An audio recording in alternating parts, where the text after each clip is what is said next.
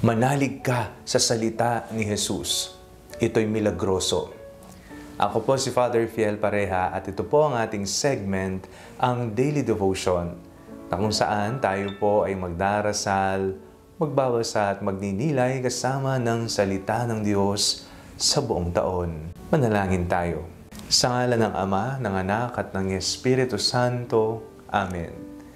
Halina, banal na Espiritu, liwanagan mo ang aming puso at isip nang maunawaan at may sa buhay namin ang iyong salita.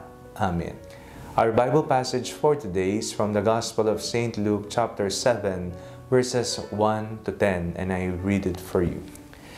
After Jesus had finished all his sayings in the hearing of the people, he entered Capernaum.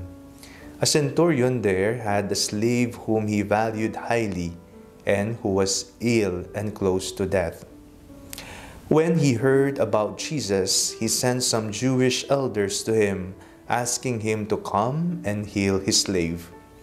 When they came to Jesus, they appealed to him earnestly, saying, "He's worthy of having you do this for him, for he loves our people, and it is he who built our synagogue for us."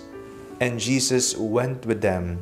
But when he was not far from the house, the centurion sent friends to say to him, "Lord, do not trouble yourself, for I am not worthy to have you come under my roof.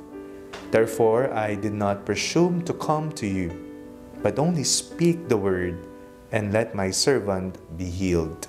For I also am a man set under authority, with soldiers under me, and I say to one, 'Go,' and he goes, and to another, 'Come,' and he comes, and to my slave, 'Do this,' and the slave does it." When Jesus heard this, he was amazed at him, and turning to the crowd that followed him, he said, "I tell you, not even in Israel have I found such faith." When those who had been sent returned to the house, they found the slave in good health. Makapangyarihan ang salita ni Jesus. Ito'y punong-puno ng himala. Napakaganda po ng ating binasang ebanghelyo sa araw na ito.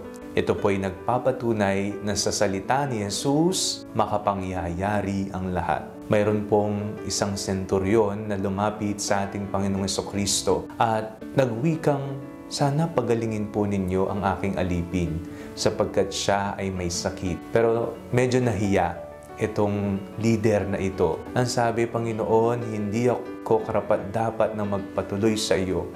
Ngunit sa isang salita mo lamang, gagaling na ang aking alipin." Sa isang salita mo lamang. Nakita ni Jesus ang malaking pananampalataya ng senturyon. Kaya naman, sa kanyang salita, pag-uwi ng Malda, nakita nila na gumaling na nga ang alipin. Ang salita ng Panginoong Jesucristo ay nagbibigay pag-asa sa iba. Kinakailangan nating tularan ang kababaang loob na ipinakita sa atin ng senturyon.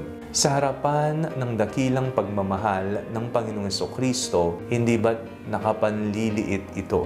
Tunay nga ang sinabi ng senturyon, hindi tayo karapat-dapat sa harapan ng Panginoon, pero ang Panginoon mamarapatin niya na tumuloy sa ating mga puso, na tumuloy sa ating mga buhay. Titingnan niya ano ba ang bahagi ng ating buhay na nangangailangan ng paggaling at ito'y kanyang pagagalingin. Ano ba ang ating kakulangan sa buhay na kailangan punuin at pupunuin ito ng Panginoong Jesucristo. Dahil sa isang salita lamang niya, makapangyayari ang lahat. May himala, may milagrong magaganap sa pamagitan ng salita ng Diyos. Manalangin tayo. Panginoong Jesucristo, may kapangyarihan ang iyong salita. Ikaw ang salita ng Ama na nagkatawang tao, punong-puno ng awa, kapangyarihan at pagmamahal. Nawa, bigyan niyo po kami, tulutan niyo po ang aming mga puso ng kababaang loob upang aming magawa ang iyong pinag-uutos sa amin. Amen. Sa ngalan ng Ama, ng Anak at ng Espiritu Santo. Amen. Huwag po ninyong kalimutang i-like ang video ito. Mag-comment po kayo and share it with your family and friends. Ang Panalangin Bago Matulog ay may sariling Facebook page na po.